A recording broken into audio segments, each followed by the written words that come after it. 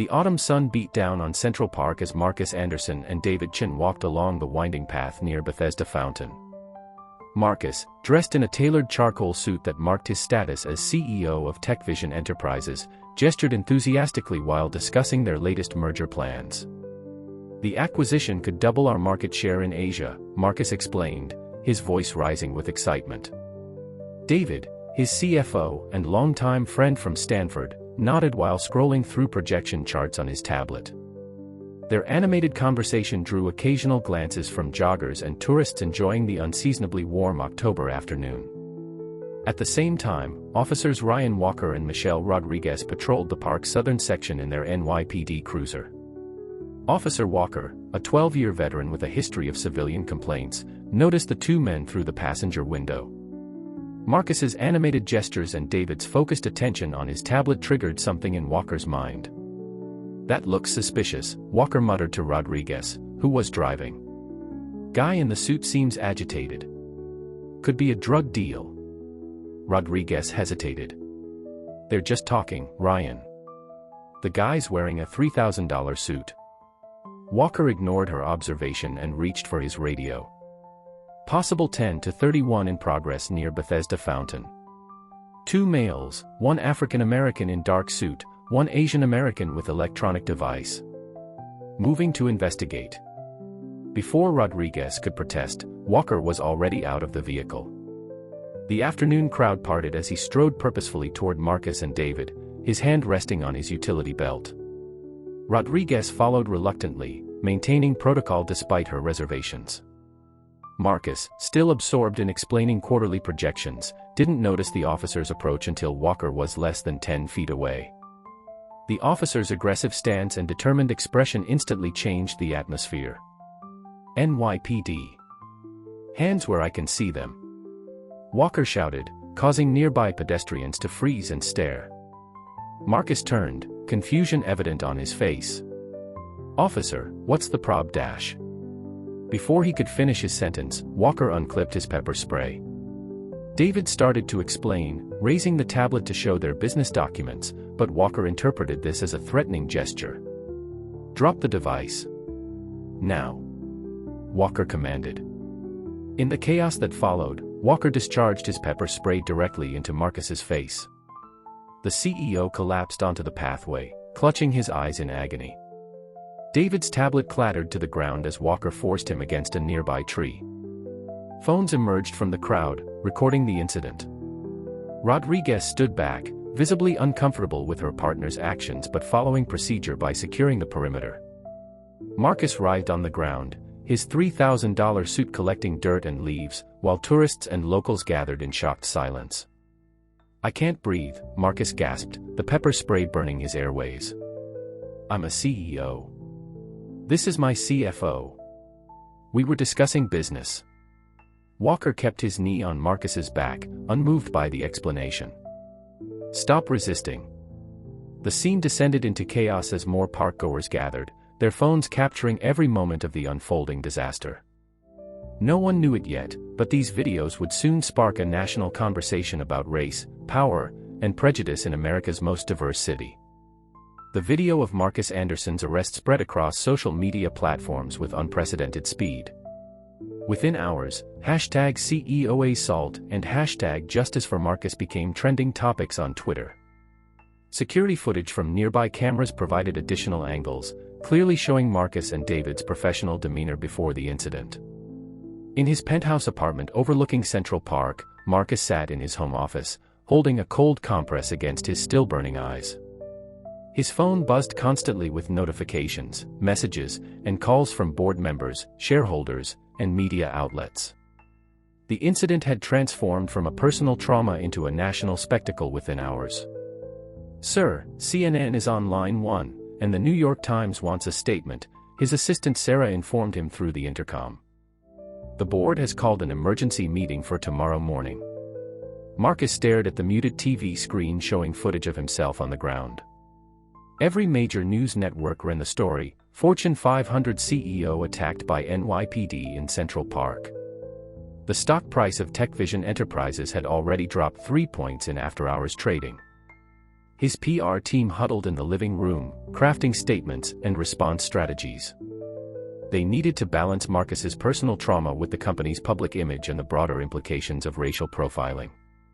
The incident threatened to affect not just Marcus's reputation but the stability of a company employing thousands.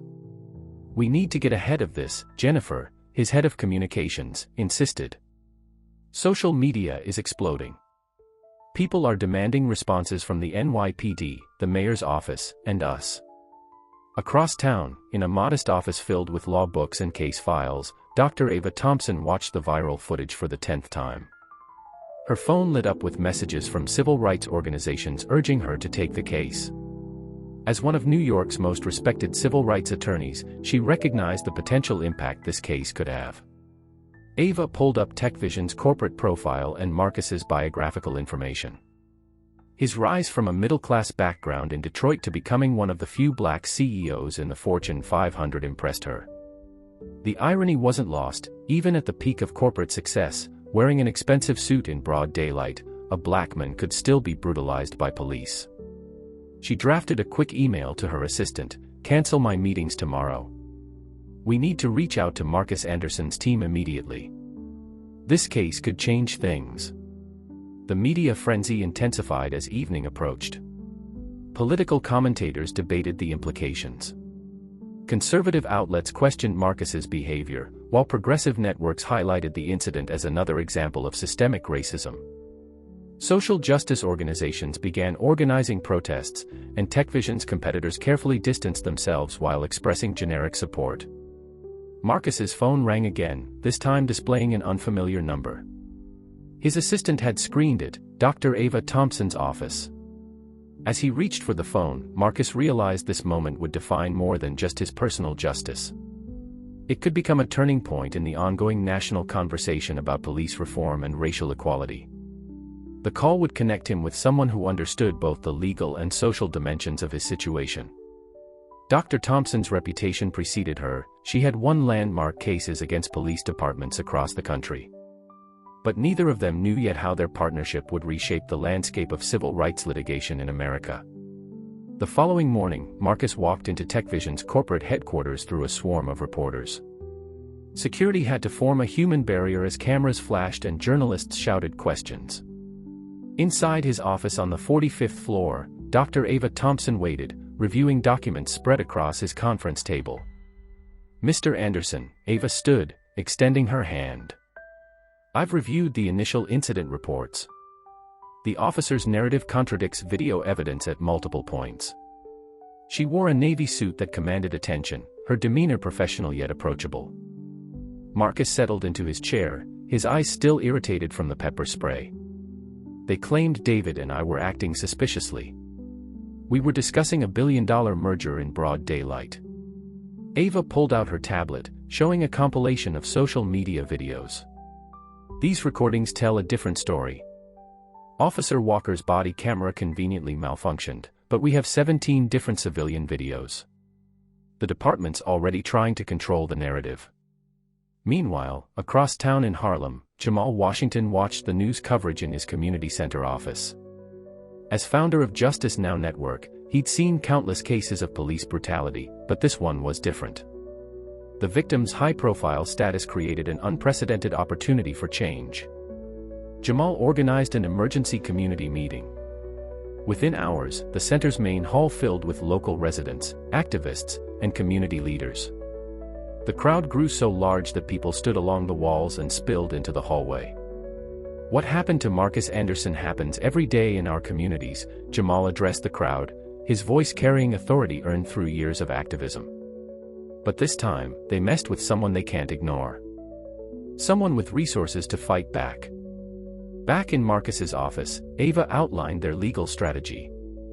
"We'll file a civil rights lawsuit against the NYPD, Officers Walker and Rodriguez, and the city. The department's history of racial profiling strengthens our case." Marcus leaned forward. "I don't just want a settlement, Dr. Thompson. I want systemic change." "Call me Ava," she replied, "and that's exactly what I was hoping you'd say. Have you heard of Jamal Washington? He's organizing community support. With your platform and his grassroots network, we could push for real police reform. The meeting was interrupted by Marcus's assistant. Sir, Jamal Washington is on line 1. He's requesting your participation in a community forum tonight. At the community center, Jamal continued rallying support. He projected Marcus's interview footage on the wall, where the CEO's swollen eyes and torn suit became powerful symbols of ongoing discrimination. This isn't just about one man or one incident, Jamal declared. This is our chance to show that no amount of success, no position of power, can shield Black Americans from systemic racism. We need to stand together. The crowd responded with determined applause. Signs were distributed, social media campaigns coordinated, and protest routes planned. What started as a single incident in Central Park was transforming into a movement. As evening approached, Marcus agreed to attend the community forum. His legal team advised against it, worried about potential publicity risks, but he understood the bigger picture. This case could become the catalyst for change that activists like Jamal had fought for years to achieve. Over the next few weeks, Marcus and Ava developed a strong working relationship that evolved into friendship. During late-night strategy sessions in her office, they shared personal stories that went beyond the case. Ava described growing up in Baltimore, watching her father, a civil rights lawyer, fight seemingly impossible battles in court. He taught me that the law can be a weapon or a shield, Ava explained, organizing case files on her desk. Right now, we're going to use it as both. Marcus nodded, loosening his tie. Yesterday, my 6-year-old son asked why the police hurt me. How do you explain that to a child? Their conversations often turn to the broader implications of the case. Marcus's position as a CEO opened doors that typically remained closed to police brutality victims. His corporate connections brought unexpected allies. Other executives quietly shared similar experiences they'd never reported. Meanwhile, officers Ryan Walker and Michelle Rodriguez faced mounting pressure. Internal Affairs launched an investigation, and their precinct commander ordered them to participate in press conferences to address the growing controversy. I followed standard procedure, Walker insisted during one particularly tense media briefing. The suspect's behavior appeared aggressive, and I acted to protect public safety. But his voice wavered as reporters played video clips clearly showing Marcus and David in a normal business conversation. Rodriguez, sitting beside him, looked increasingly uncomfortable. During breaks, she was seen making phone calls to her union representative, suggesting growing discord between the partners. The department's attempt to control the narrative backfired when Marcus launched a coordinated social media campaign. He shared security footage from TechVision's buildings showing his daily routine, meetings, presentations, casual conversations, all mirroring his behavior in the park that day. This is what suspicious behavior looks like, Marcus posted alongside a video of himself leading a board meeting. This is what got me assaulted by police. The posts went viral, with other professionals of color sharing similar stories. #BusinessWhileBlack began trending, featuring thousands of accounts of racial profiling in corporate settings. Walker and Rodriguez watched their professional reputations crumble. Rodriguez finally broke ranks during a departmental review. I had reservations about the approach, she admitted. The situation didn't warrant that level of force. Her statement created a rift in the department. Some officers supported her honesty, while others accused her of betraying the brotherhood. Walker found himself increasingly isolated as more officers distanced themselves from his actions. Marcus used his corporate influence to keep the story in the headlines. Every business interview inevitably turned to the incident and its implications. His measured responses and focus on systemic change rather than personal vengeance earned widespread respect. This isn't about punishing two officers, he stated during a CNBC interview. It's about changing a system that made them feel their actions were acceptable. The case was becoming a watershed moment in the conversation about race and policing. Even critics who typically dismissed police brutality complaints found it harder to justify the assault of a Fortune 500 CEO in broad daylight. The fundraising gala at New York's Plaza Hotel marked a strategic shift in Marcus's campaign for justice. He transformed what could have been a standard charity event into a powerful demonstration of corporate America's role in social justice reform. CEOs, celebrities, and civil rights leaders mingled in the grand ballroom, while outside, supporters held a candlelight vigil. Marcus stood at the podium, his presence commanding attention. "Tonight isn't about me," he began, scanning the room filled with influential figures. "It's about creating lasting change through the Equal Justice Initiative, our beneficiary tonight."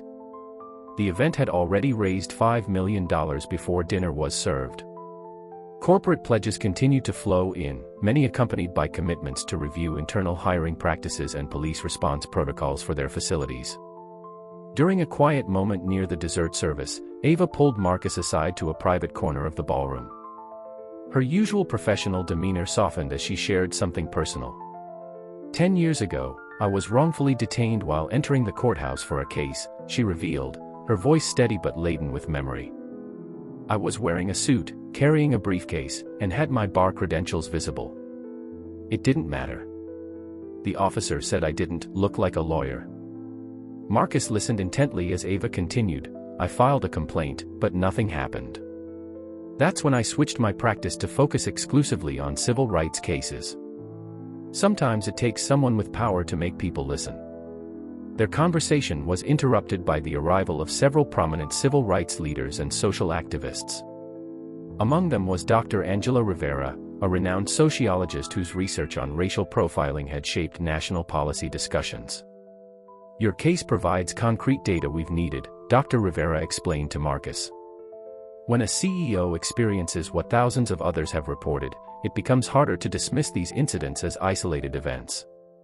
The evening reached its climax when several A-list celebrities announced a joint initiative to fund body camera programs and civilian oversight boards across major cities.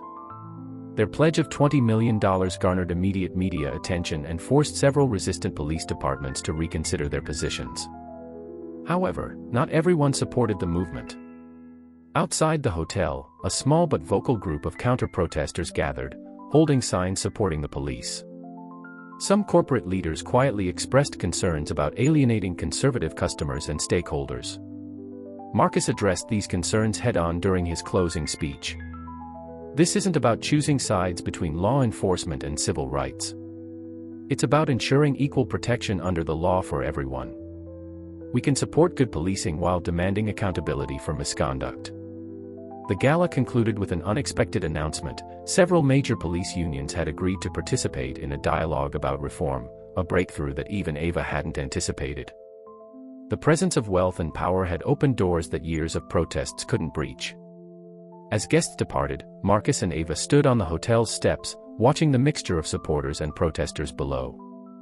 The contrast highlighted the complexity of their fight, how change often required both insider influence and outsider pressure.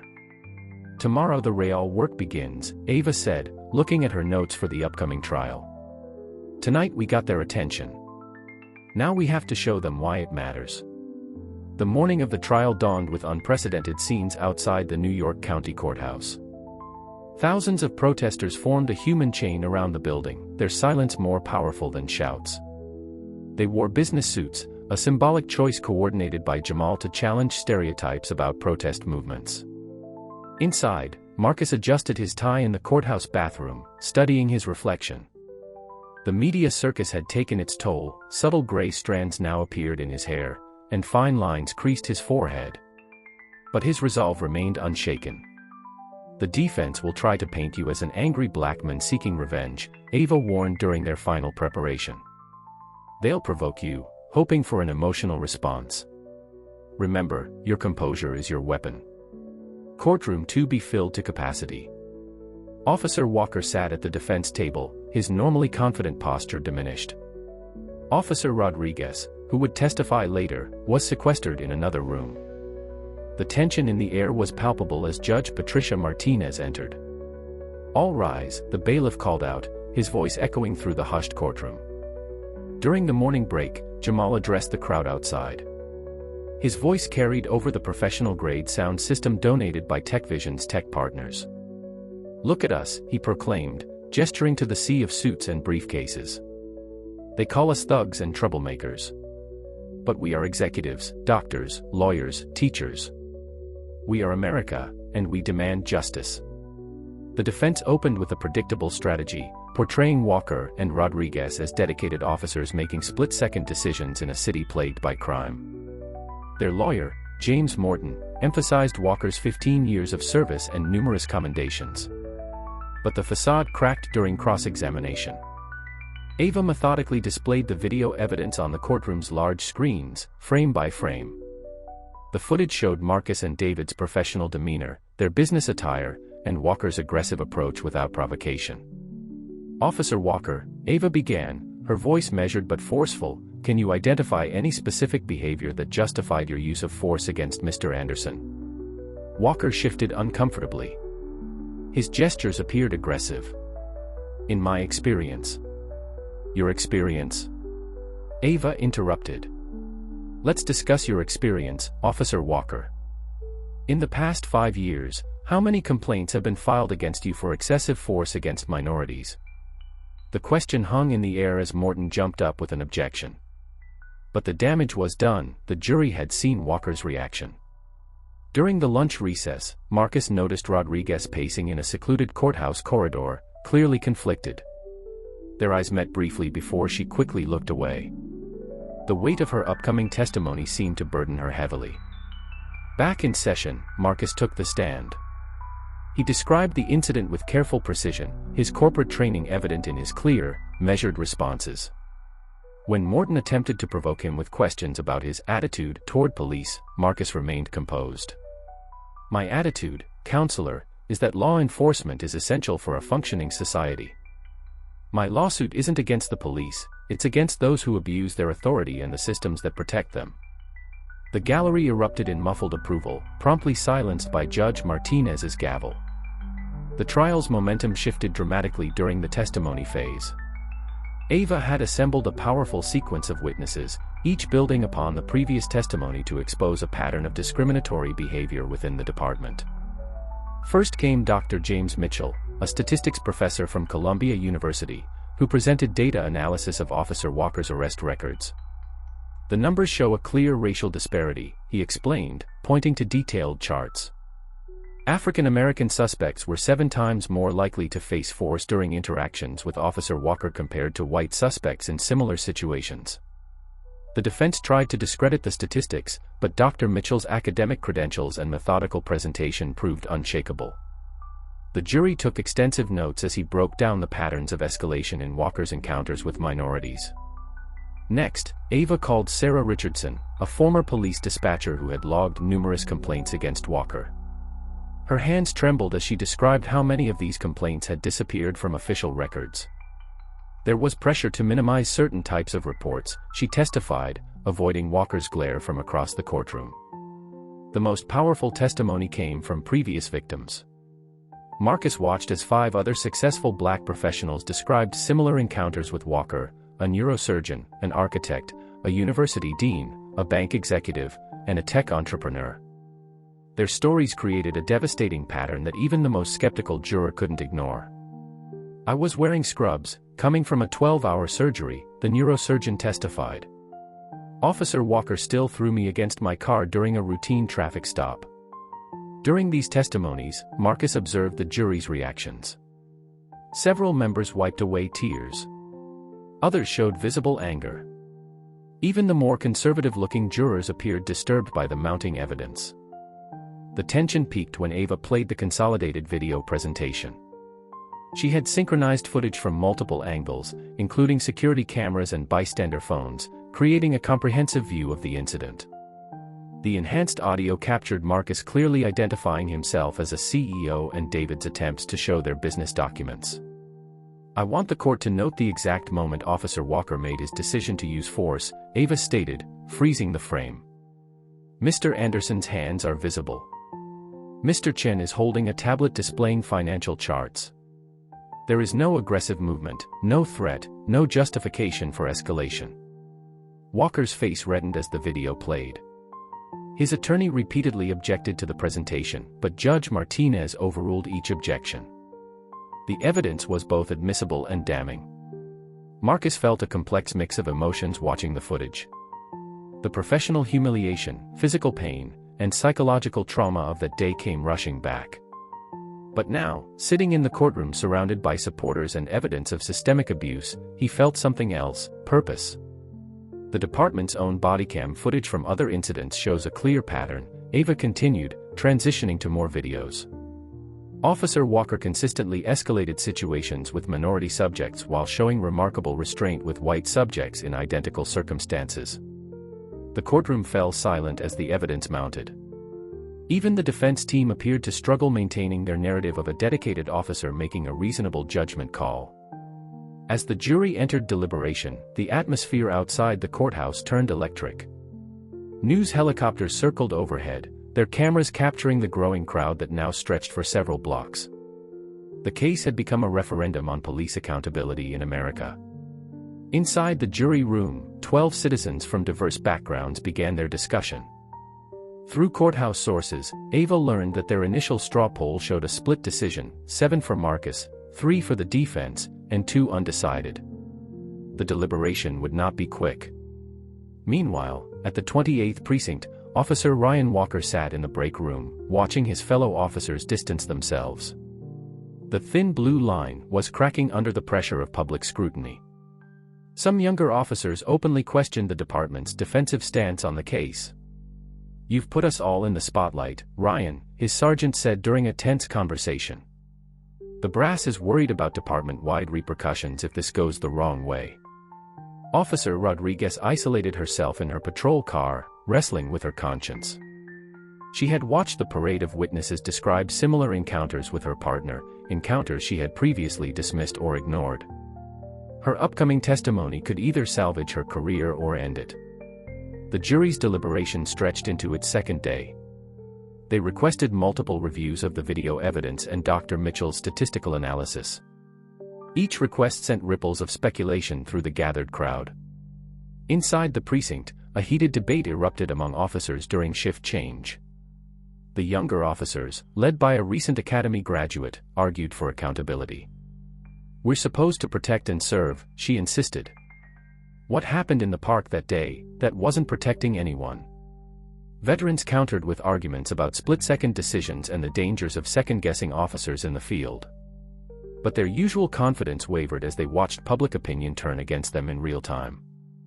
Walker paced in his attorney's office, his composure finally cracking. "I followed procedure," he repeated, but his voice lacked conviction. "Everything I did was by the book." "The book itself is on trial," his lawyer responded grimly, reviewing notes for possible appeal strategies. On the third day of deliberations, Rodriguez made a decision that would change everything. She requested a meeting with the district attorney, bypassing both her union representative and department brass. What she revealed in that meeting would send shockwaves through the department. As tension mounted, Marcus maintained his routine, appearing each day in crisp suits, projecting calm authority. But privately, he confided to Ava his fears about the verdict's implications. "If we lose," he said during a quiet moment, "it sends a message that even with overwhelming evidence, wealth, and influence, justice is still out of reach. What hope does that leave for others?" Finally, on the morning of the 4th day, the jury reached their decision. As the courtroom filled for the verdict, the city seemed to hold its breath. Police departments across the country monitored the situation, knowing the outcome would influence their own policies and procedures. The verdict's impact reverberated far beyond the courthouse steps. The jury found Walker guilty of excessive force and racial discrimination, while Rodriguez received a lesser charge for failure to intervene. But more significantly, they found the department liable for fostering a culture that enabled discriminatory practices. In his office overlooking the city, Marcus sat with Ava and Jamal, planning their next moves. The victory felt both momentous and incomplete, a stepping stone rather than a destination. "The department's been ordered to implement reforms," Ava explained, reviewing the judgment documents. "But we need to ensure these changes stick. Paper policies aren't enough." Jamal pulled up a draft proposal on his laptop. "We've organized community oversight committees in each precinct. Local residents working directly with officers, building relationships, monitoring interactions." The police department faced its own internal reckoning. Rodriguez, having broken ranks during the trial, became an unexpected catalyst for change within the force. Her testimony about the unofficial practices and unwritten rules that encouraged racial profiling had opened a floodgate. "I can't take back what happened that day," Rodriguez said during a department-wide training session. "But I can help make sure it never happens again." Her candor earned both respect and resentment from fellow officers. Walker faced suspension and mandatory retraining, but the real punishment came from his isolation. Officers who had once defended him now avoided eye contact in the hallways. His presence in the precinct became a reminder of the department's failure. During a closed-door meeting with the police commissioner, Marcus presented a comprehensive reform package. It included funding for better training, community engagement programs, and psychological screening for officers. The commissioner, facing intense public pressure, had no choice but to accept. "This isn't punishment," Marcus explained. "It's an investment in better policing. Everyone benefits when law enforcement has the right tools and training." Jamal's organization began conducting joint workshops with police cadets, creating dialogue between community members and future officers. The sessions were tense at first but gradually led to meaningful exchanges and understanding. "Tell me about your neighborhood," a cadet asked an African-American teenager during one session. "Help me see it through your eyes." These conversations, multiplied across precincts, started shifting perspectives on both sides. Officers learned to recognize their biases, while community members gained insight into police challenges. Rodriguez took on a new role, training officers to recognize and prevent racial profiling. Her first-hand experience as both participant and whistleblower gave her unique credibility. "The hardest part isn't learning what to do," she told her classes. "It's unlearning what we've been taught to assume." Marcus made regular appearances at these training sessions, not as a CEO or plaintiff, but as a bridge between two worlds. His presence reminded officers that their assumptions about suspicious behavior often revealed more about their biases than any actual threat. The final chapter of the story unfolded during a high-stakes press conference at City Hall. Walker and Rodriguez stood before a bank of microphones, their careers and reputations hanging by a thread. But before Walker could deliver his prepared statement, a junior reporter from the City Herald rose. "Officer Walker, can you comment on these documents?" The reporter held up a file. "Our investigation has uncovered 17 previous complaints against you, all involving racial minorities, all mysteriously disappeared from official records." The room erupted. The documents revealed a systematic cover-up extending far beyond Walker. Internal Affairs had buried complaints, supervisors had altered reports, and union representatives had pressured witnesses to recant. Walker's case wasn't an isolated incident, it was the tip of an iceberg. Marcus, watching from his office, immediately called Ava. "This changes everything," he said. "It's not just about individual officers anymore." The revelation triggered a cascade of events. More officers came forward, describing an unofficial points system that rewarded aggressive policing in minority neighborhoods. Precinct commanders had created a culture where racial profiling wasn't just tolerated, it was incentivized. Walker, now cornered, made a devastating choice. In exchange for partial immunity, he exposed the entire system. He named names, provided dates, and revealed locations of hidden documents. His testimony implicated high-ranking officials who had orchestrated the cover-up for years. "I was a product of the system," Walker admitted during a televised interview. "They taught us who to consider suspicious, who to target, how to justify our actions. I'm not excusing what I did, but it was bigger than me." The police commissioner resigned in disgrace. Internal Affairs faced a federal investigation. The blue wall of silence crumbled as more officers chose transparency over complicity. Marcus seized this moment for structural change. Using his corporate influence, he established the Anderson Initiative, a nationwide program combining police reform, community oversight, and corporate responsibility. Major companies pledged to withhold contracts from cities that failed to meet new standards of police accountability. Jamal's grassroots movement merged with Marcus's corporate initiative, creating an unprecedented alliance between street-level activism and institutional power. They launched police reform programs in 50 major cities, with measurable metrics for success. Rodriguez became the face of police reform, traveling the country to share her journey from complicity to consciousness. Her story resonated with officers struggling to reconcile their training with their conscience. The final scene played out where it began, Central Park. Marcus stood with Ava and Jamal, addressing a crowd that included both police officers and community members.